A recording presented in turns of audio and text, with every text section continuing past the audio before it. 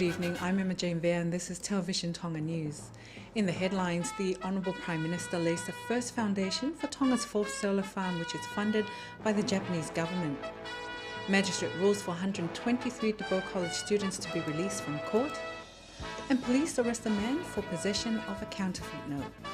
These and more stories, including news from the Pacific, sports, world and weather information later on in this bulletin.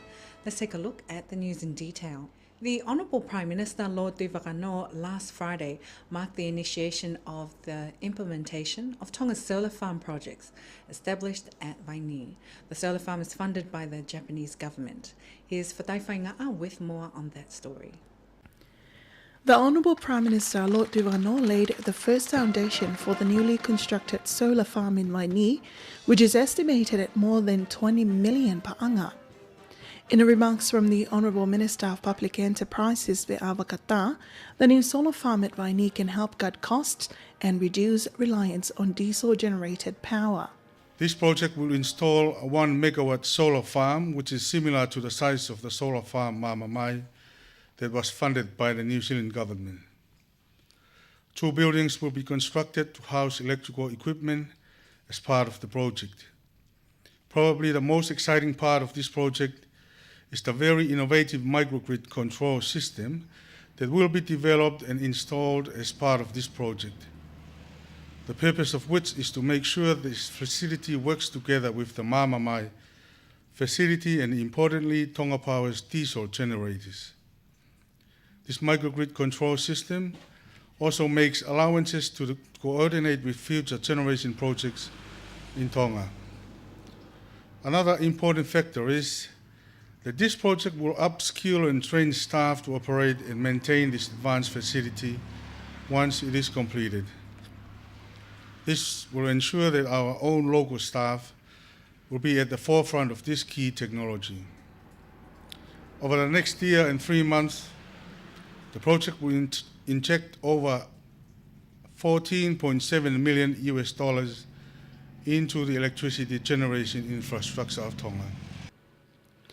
A Japanese ambassador to Tonga, His Excellency Kazuchika Hamuro, says this is their assistance to Tonga to ensure sustainable energy for all. This project is one of the achievements of Japan's ambition and dream to utilize its expertise and technology to support Tonga's effort to achieve one of its strategic objectives. In 2013, I believe that Tonga surely made an impact to the world.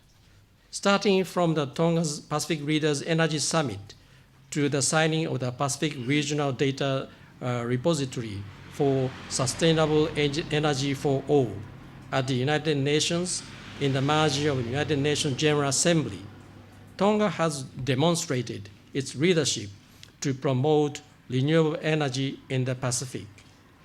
I am pleased to see that the government of Japan has supported efforts of the government of the Kingdom of Tonga with signing of the microgrid project.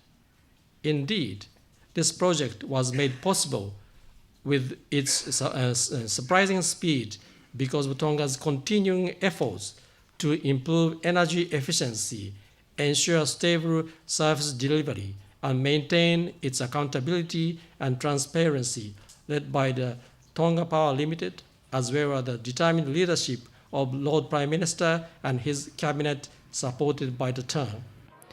The event was attended by nobles of the realm, Tonga Power Limited Board of Directors, church leaders and many guests. For Television Tonga News, I'm Fatai Nga'a.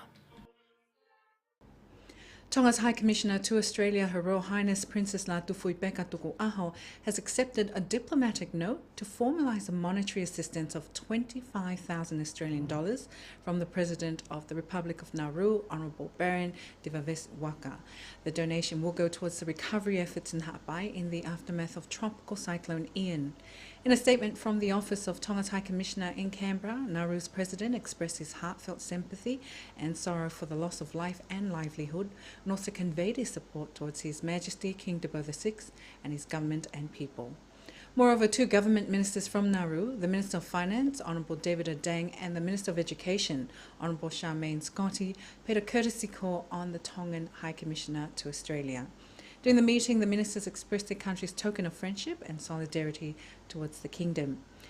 Her Royal Highness Princess Latufu Ipeka expressed thanks and gratitude on behalf of His Majesty, the government and the people of Tonga to Nauru for the assistance, which symbolises the friendship and cordial ties between the two island countries. Nauru's generous donation was sent directly to the designated account of the Government of Tonga, administered by the Ministry of Finance and National Planning. From court, the Principal Magistrate Salis Mafi ruled this morning for 123 DePo College students to be released.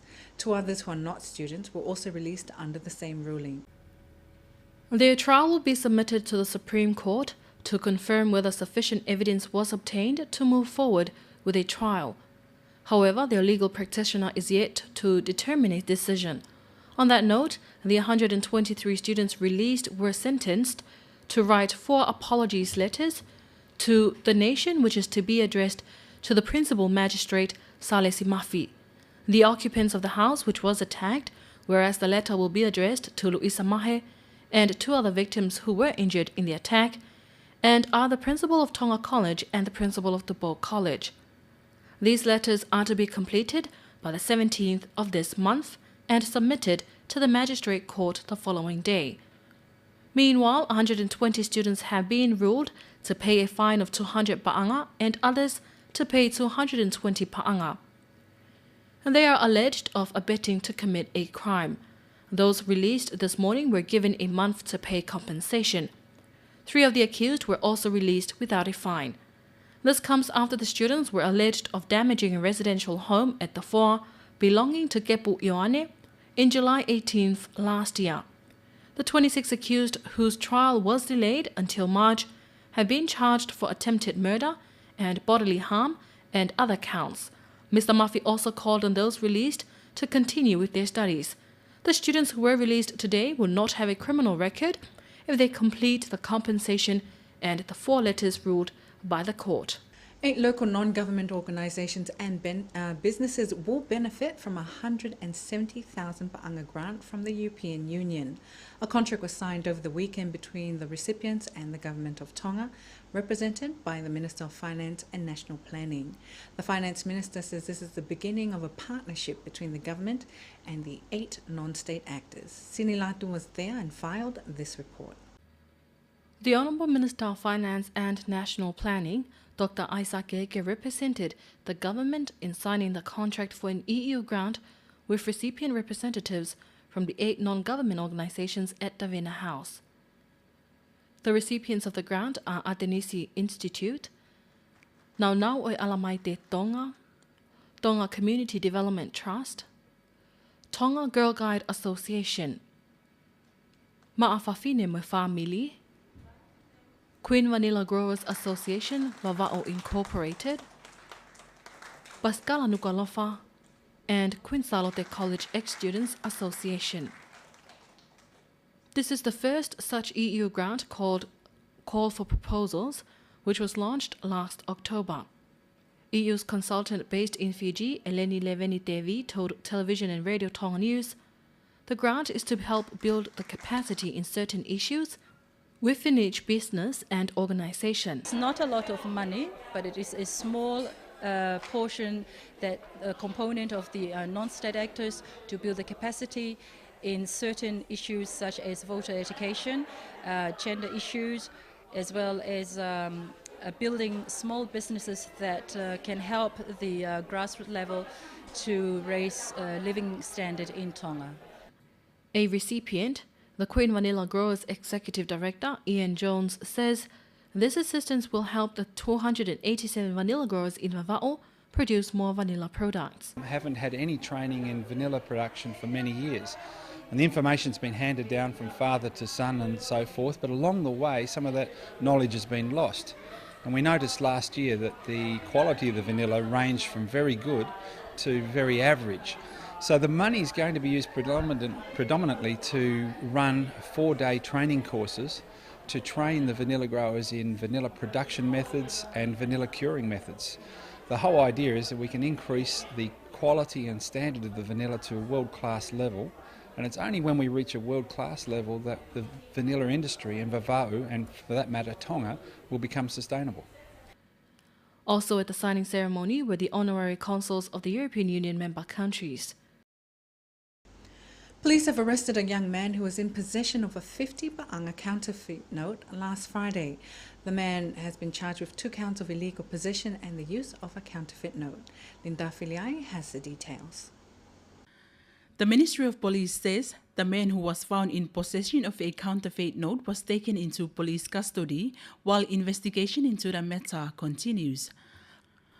On the 18th of January, police received a complaint from a shop along Vaha'akolo Road in Havelu about a woman who tried to make a passage at the store using a 50 pa'anga counterfeit note.